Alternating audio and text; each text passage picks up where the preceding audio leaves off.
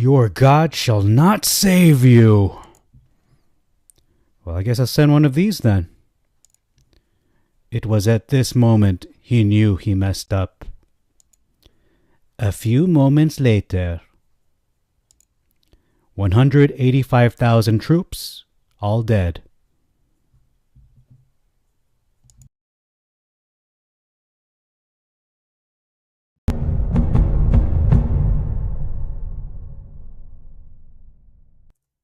Shalom Aleichem, Assalamu Alaikum.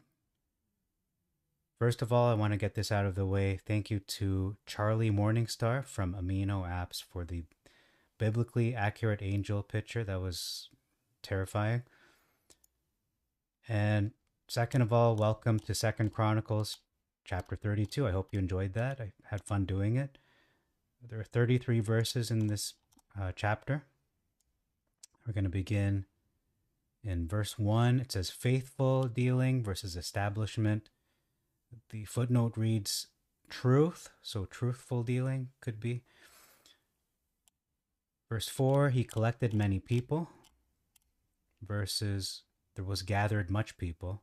So they were gathered versus he had to go and collect them himself. Verse 5, and the towers, okay, talking about the towers were rebuilt versus he raised it up to the towers. So he built the wall up to the towers, meaning the towers were never broken to begin with. The strong place versus millow, which means rampart or mound. Verse 6, encouraged versus spake comfortably. We've read this before, there's similar difference. And in the footnote, it reads in the Greek, spoke to their heart. Verse 7, before, so don't be afraid before them. Or dismayed rather, versus do not be afraid because of them, for them. So that is a distinction there. Hashem, our Elohim, to save us. Versus help us, so it's a lot clearer. He's going to save them, not just assist them in a small way, but not lead to victory. It's going to lead to them being rescued. Verse 8, a significant difference. It says, the people were encouraged versus they rested, which means leaned against or relied themselves on these words. Verse 11, significant difference again. Sennacherib says, deceive. Verse 11, okay, we're not even in the right verse. Verse 11, does not Hezekiah deceive you versus persuade you? So convince you versus lying, outright lying to you. Verse 15, significant difference again. It says here, and let him not make you thus confident versus not persuade you on this manner. So to be made confident or encouraged versus convince you, or perhaps a somewhat redundant statement to trick you and trick you. We have a big difference in this same verse, and this is the thumbnail. Essentially, he's saying, your God will not save you. Your Elohim will not save you. It says, therefore, your Elohim shall not deliver you out of my hand. Whereas it's a rhetorical question in the Masoretic saying, how much less shall your Elohim deliver you out of my hand? It's a lot more boastful and blatant in terms of mocking God and challenging him, challenging Elohim, the Elohim of Israel. Another big difference. This was the moment he messed up. Okay. So your Elohim will not save you versus you think your Elohim will save you. Again, a confident boast versus a rhetorical question. And they continued to add insult to injury. They did worse. They continued to speak against Hashem versus they spoke yet. Okay, so it continued on. Verse 17, a letter. He wrote a letter.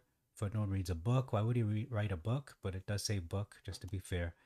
And the wording here, to reproach Hashem versus to rail. which means 4 different things and even more, but it just gets worse from here.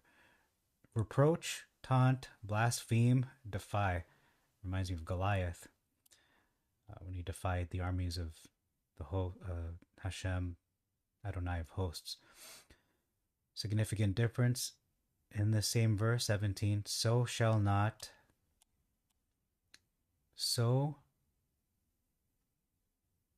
it says, shall by no means deliver his people out of my hand. So there's no way, there's no chance your Elohim will save his people out of my hand. It's not going to happen. There is no way. It's not possible. Versus, so shall not the Elohim of Hezekiah deliver his people out of mine hand. So it's not going to happen either. It's shall not versus it's more emphasis that there is no way this is happening. It's just more attitude there, more of a calling out, more of a mockery and challenging Elohim. Verse 18, significant difference, could be a big difference. It says calling, he cried with a loud voice to the people of Jerusalem, calling them to assist them. Who? The armies of Assyria. Assist them and pull down the walls that they might take the city. So he's enticing them, trying to convince them to actively betray their own people versus to make them even more afraid, which is, it says here, to affright them and to trouble them. So let's add that. I don't think I wrote that. Oh, it is there. Okay. Verse 21. That's not a big difference. It's an omission of the word warrior. So it kind of lessens what the angel did. Defeated a lot more than just mighty men, even warriors as well. Verse 24, significant difference. Once again, it reads here that Hashem hearkened or listened to him, Hezekiah, versus he spake unto him. So Hashem spoke to him, which brings up a question. The Septuagint is saying he listened to him. Okay, that makes sense. He listened to his prayer. But if Hashem spoke to him, then why would he have to give him a sign? It kind of defeats the purpose of sending a sign. Verse 25, recompense Hashem according to the return which he made him, versus rendered not again according to the benefit done unto him. So that is pretty deep. Something to meditate on in terms of when Hashem has blessed us, we should also repay him in some way. I'm not sure how that can be expanded upon. It is a deep topic, it seems. Return versus benefit. Verse 27, precious vessels versus pleasant jewels. Right there at the end. Verse 20. Oh, no, we're skipping over to 31 now. Wrapping up this chapter. In this video, it says the prodigy which came upon the land versus the wonder that was done in the land. That makes a little more sense in the Masoretic. Let's look up that Hebrew word. And then verse 32, kindness versus goodness, which comes from the Hebrew chesed, which means actually both words. The footnote, however, reads mercy. And that's all for this chapter. So let's look at that word in closing. What is that word wonder? It is mopheth, which means wonder, sign, miracle, portent.